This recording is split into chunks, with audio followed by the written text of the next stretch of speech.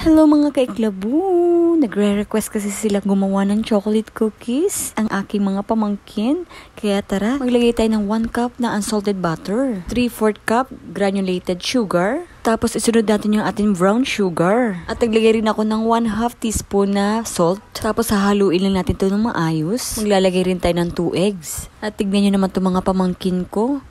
Actually, sila talaga yung gumagawa dito. Nakasupport ang tita.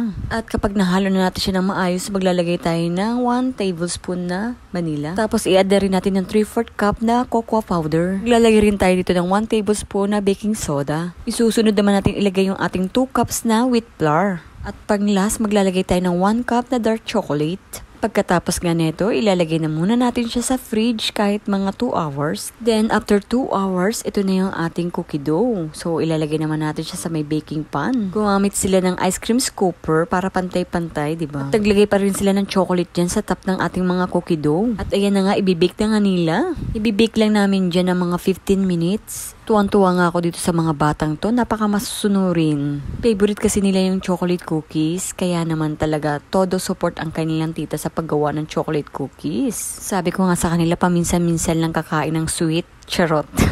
At ayan na nga yung ating chocolate cookies. Super yummy tignan, diba? Talaga kahit ikaw mapapakain ka neto. Salamat sa panunood. Sa uulitin.